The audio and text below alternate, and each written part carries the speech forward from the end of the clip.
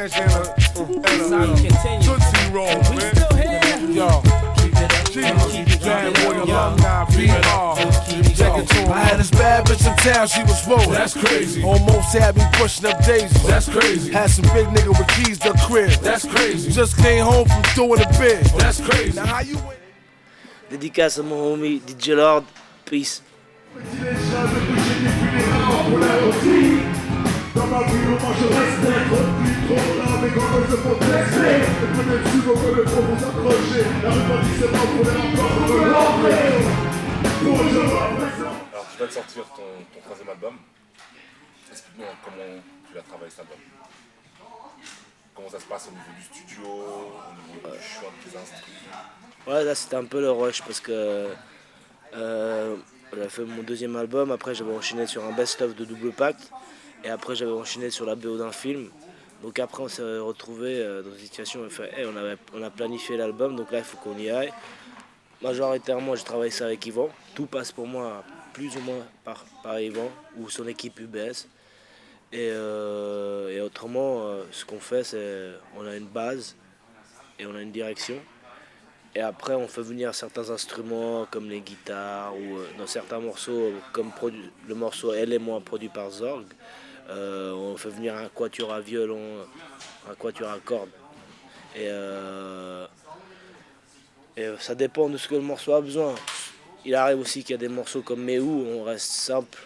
Il y a juste une prod hip-hop et on y va comme ça.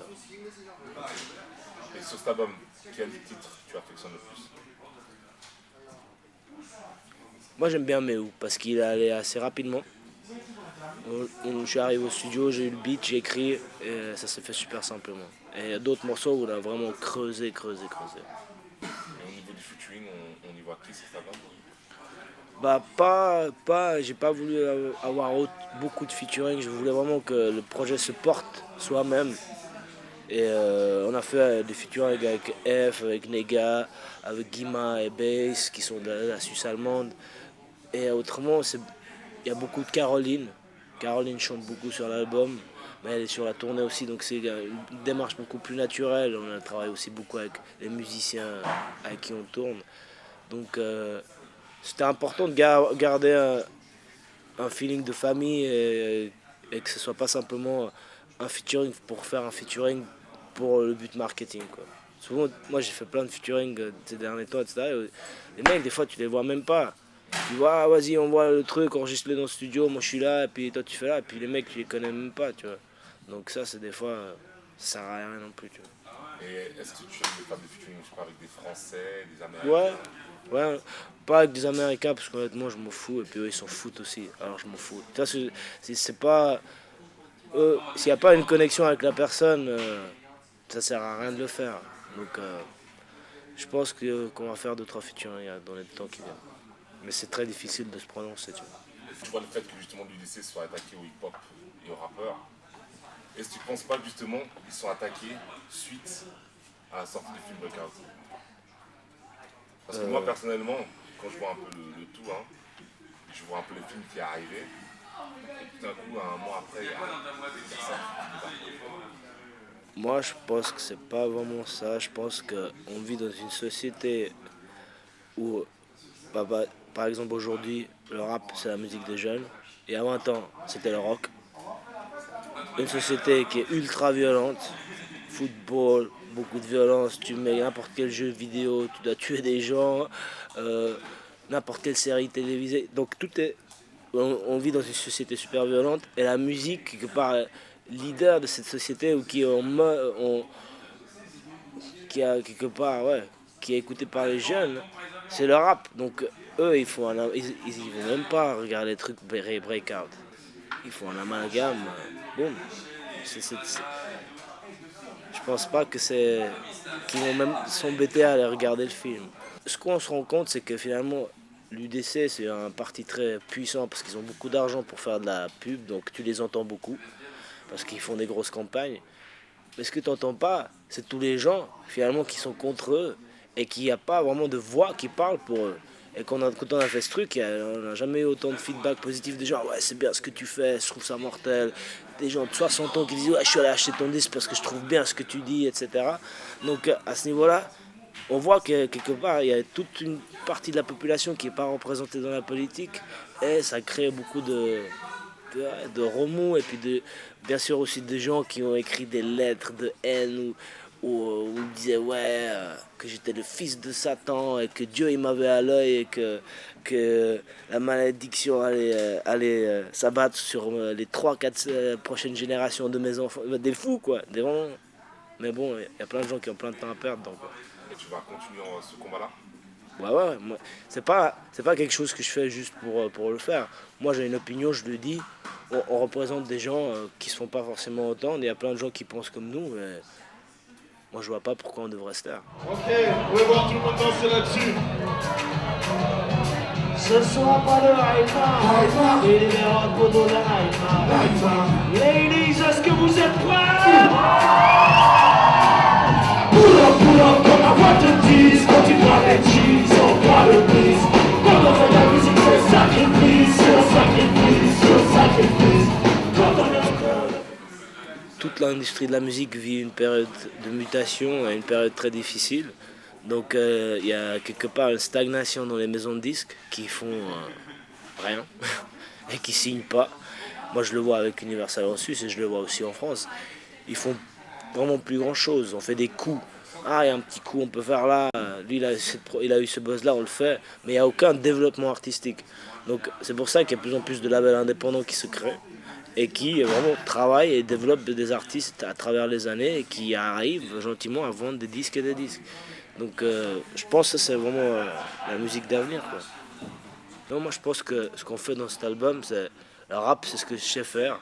Je sais pas faire autre chose. Et après, au fur et à mesure que tu évolues, il y a plein de choses qui t'influencent. Et quelque part, avec Yvan, ce qu'on fait, c'est qu'on célèbre toutes nos influences dans un album. Pour nous, c'est important que l'album reflète aussi notre vie. Moi, souvent, je prends certains albums, je les écoute, je dis, mais les mecs que j'entends là, je le connais, mais c'est pas du tout comme ça dans la vie. Il a une joie de vivre, mais là il me fait un album, il a envie de se suicider. Enfin, c'est très déprimant. Et pour moi, c'est important qu'un album représente vraiment la vie d'un artiste. Et que ce soit pas seulement selon un ton. Et que ça aille dans plusieurs directions et que ça évolue et que ça apporte aussi plusieurs couleurs aux gens, quoi. Alors, le plus grand compliment qu'on m'a fait, c'est ouais, mais bon, c'est du stress, quoi. Ils disent ouais, il mélange, il fait du rap, mais c'est du stress parce que c'est pas du rap ghetto, c'est pas du Michael Young, c'est autre chose, tu vois. C'est ça qui est important, c'est d'avoir sa touche à soi. Et c'est ça qui permet, j'espère aussi, de perdurer et de continuer à faire de la musique. Moi, j'ai toujours fait ce que je voulais faire. Aujourd'hui, je le fais encore. Et c'est normal que, comment dire, moi je le vois. Quand tu vends beaucoup de disques ou quand ça marche très fort pour toi, si tu regardes chez tous les artistes. Aujourd'hui, Jay-Z, c'est un dieu. Et à 6 ans, quand il a sorti Blueprint, tout le monde le taillait, etc. Mais il faut passer au-dessus de ça. Il faut continuer sa carrière, faire son truc. On te critique. Moi, tant que toi, tu es bien avec toi-même, je vois vraiment pas où peut avoir le problème. Et puis, j'ai jamais dit, comment dire, moi, je suis pas un mec de la rue. Je suis un artiste qui veut faire de la musique. Je parle un langage qui est notre langage des jeunes, qui est un langage cru, qui ne fait pas de détour, qui ne fait pas de politiquement correct. Mais moi, je ne suis pas une racaille, je ne suis pas un gangster, moi, je suis un musicien. Alors, sur scène, on a basse, batterie, guitare, Caroline, les gars, moi. Et puis, on met des loops qu'on a sur des samples, etc. On les lance à partir d'un CD player. Parce que pour moi, rejouer tout, déjà, ça demanderait beaucoup trop d'instruments. Et t'arrives pas à avoir l'énergie originale. Donc à ce niveau-là, moi je trouve qu'on a trouvé un bon compromis. Ça nous laisse toujours la liberté des fois à switch sur des morceaux genre Bob Marley, et puis c'est tout du live. Et puis le reste, c'est un mélange de choses. Et non, on est là, comment dire, on est en bonne voie pour trouver notre rythme de croisière. Après 5-6 shows, tu as toujours des changements à faire. Tu en as encore 40 qui vont venir, donc il y a des changements que tu dois bien faire. Et puis, c'est pas la période la plus facile pour nous. Et c'est vraiment, on recherche des nouveaux talents.